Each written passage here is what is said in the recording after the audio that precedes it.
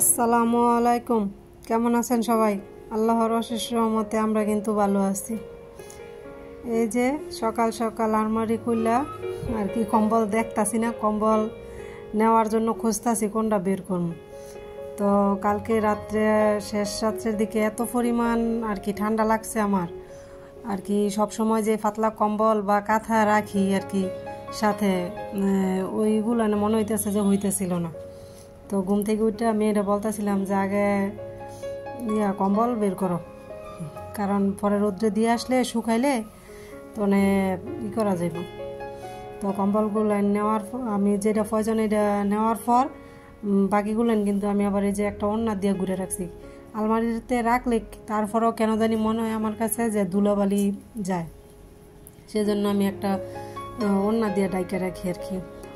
তো কম্বল বের করে রাখে ছাদে দিয়ে আসলাম। তো এই দিক দিয়ে পরে ঘরটা গুছিয়ে নিতেছি, বিছানাপাতি তুললে আর কি। তো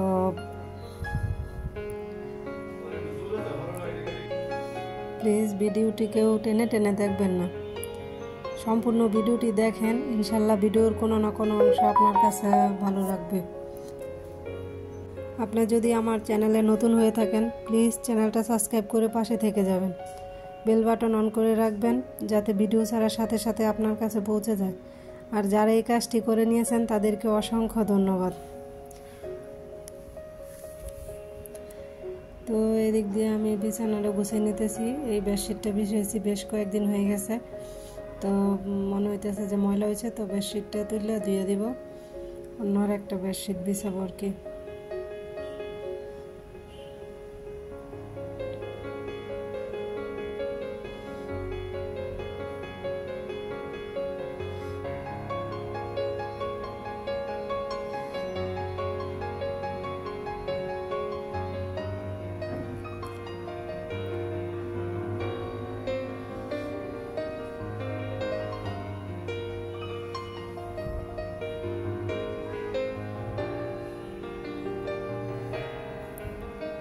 যখন অন্য একটা বেডশিট দিয়ে বেশি আর কি বিছানায় বিছাই, তখন ঘরের লুকটাই অন্যরকম হয়ে যায়, ভীষণ ভালো লাগে, মনে হয় যে নতুন কোনো পরিবর্তন আসছে ঘরে।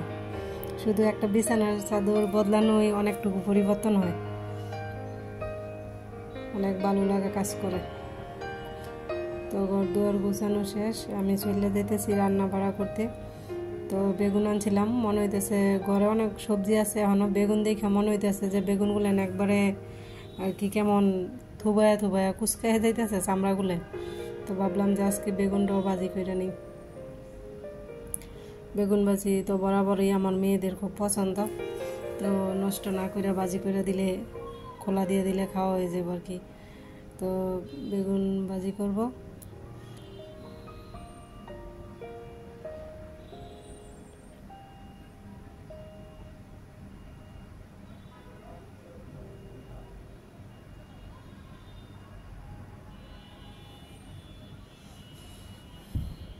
তো আমি কিন্তু সুন্দর করে বেগুন ভাজিটা করে নিচ্ছি, আর শিং মাছ দিয়া উস্তা দিয়া ঝোল রান্না করব আর কি,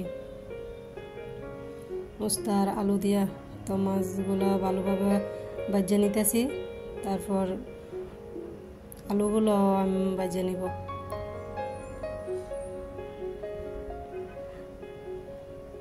আলুগুলো ভাজা তরকারি ফাঁক করলে কিন্তু তরকারির স্বাদটাই অন্যরকম হয়। আলুগুলো ভালোভাবে ভাজে নিলে তখন আর আলুটি কষানোর প্রয়োজন মনে হয় না আর কি, কারণ ভাজার সময় আলুগুলো সিদ্ধ হয়ে যায়। তো আলুগুলো সুন্দর করে আমি কিন্তু ভাজা ভাজা করে নিচ্ছি। তো এদিক দিয়ে আমি মশলাগুলো কষাই নিতেছি, হলুদ মরিচ যা যা দেওয়ার দিয়া। তো এই তো ঝোলের পানি দিয়ে দিছি, পানিটা আগে দিয়ে দিছি কারণ এখন এটা একটু পানিটা যখন জাল হয়ে যাইব আর কি, খাওয়ার উপযোগী হয়ে যাব, তখন এটার মধ্যে মনে করেন যে পরে উস্তাগুলো ঢেলে দেব।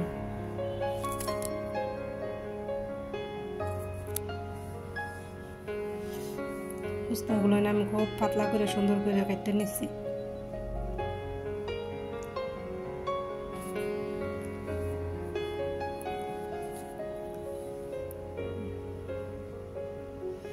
উস্তা এগুলো পাতলা করে কাটতে নেওয়াতে কী হয়েছে যে আমার বেশি জাল দেওয়ার প্রয়োজন পড়বো না, অল্প জালেই কিন্তু সিদ্ধ হয়ে যাব। আবার উস্তাগুলো একবারে একটু গ্রিন গ্রিন কালার থাকবো, তো মনে করেন যেটা খাইতেও মজা হইব, আবার তিতেও লাগবো না কিন্তু।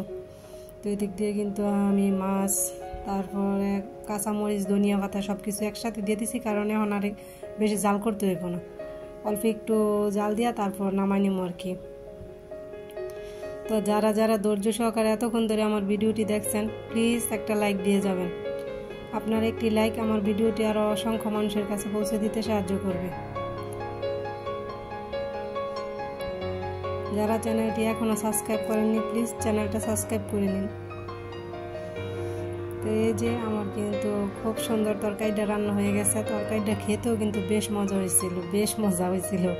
আমি তো উস্তা বা করলা তেমন একটা পছন্দ করি না, কিন্তু খুবই ভালো লাগছে।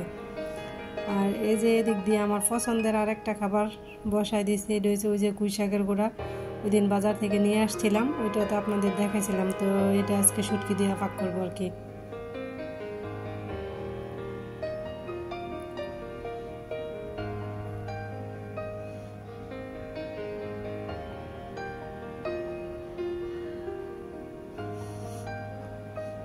এটা খেতে কিন্তু খুবই ভালো লাগে। তো আমার কথাতে হয়তো বা অনেক ভুল ত্রুটি থাকে, সবাই ক্ষমা সুন্দর দৃষ্টিতে দেখবেন।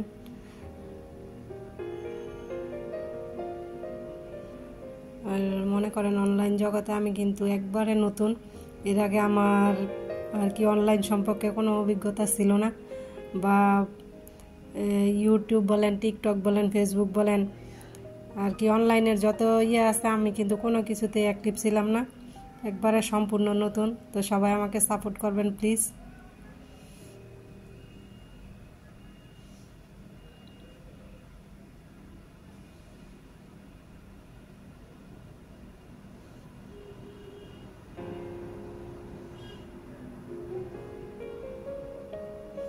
তো তরকারিটার কিন্তু পানিও শুকায় গেছে, সিদ্ধ হয়ে গেছে। এটাতে পানি রাখবো না, একবারে জলটা শুকায় আনিব আর কি, একবারে মাখো মাখো টাইপের হইব।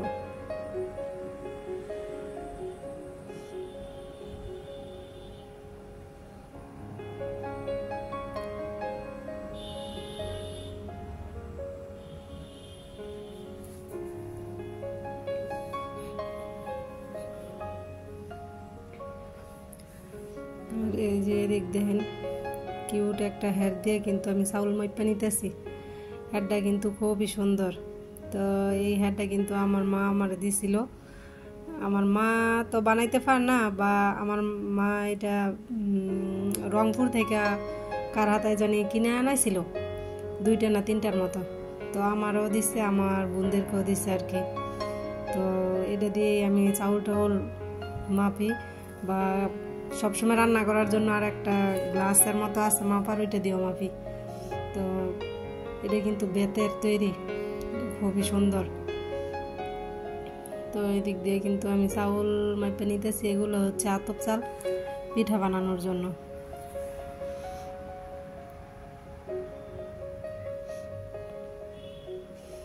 চালগুলো ধুয়ে আমি কিছুক্ষণ ভিজাই রাখবো। তো আমি যখন পড়তে যাইব তখন চাউলগুলো ওর সাথে দিয়ে দিব আর কি, কারণ হ্যাঁ যে পড়তে যাইব ওই জায়গায় মেশিন আছে, ওইখান থেকে বাঙায় নিয়ে আসবো।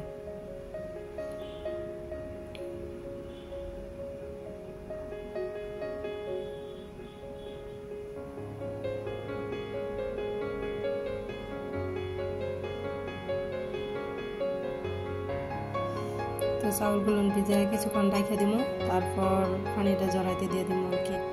তো পানি জড়াইতে দিয়ে দিছি, মেয়ে যাওয়ার আবার সময় হয়ে যেতেছে।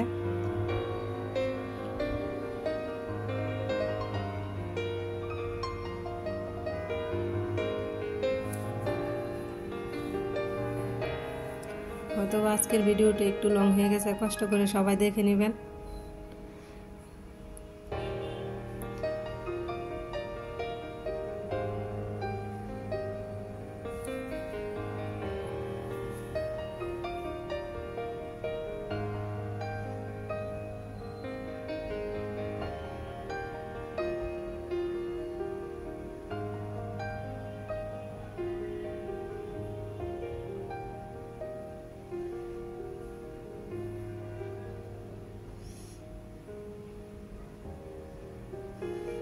আমাদের বাড়ির কাছেও একটা মেশিন আছে চাউল ভাঙায়, কিন্তু এখন এটা এই যে রাস্তা এত ফাঁস হওয়াতে রাস্তার ওই সাইডে তো অনেক জায়গা ঘুরে তারপর যাইতে হয় এখন।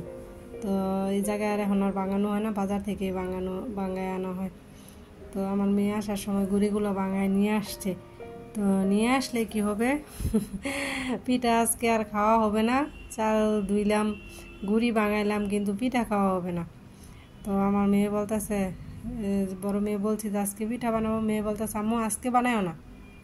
তো আমার তো এই যে পরীক্ষার মাঝখানে 2 দিন বন্ধ আছে, ওই সময় বানাইও যাতে আমি রিল্যাক্স মুডে খাইতে পারি।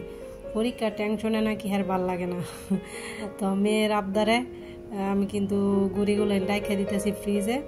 তো পরে এলা ওর যখন নাকি ওই যে পরীক্ষার মাঝখানে 2 দিন বন্ধ থাকবো, ওই টাইমে বানাই দিব।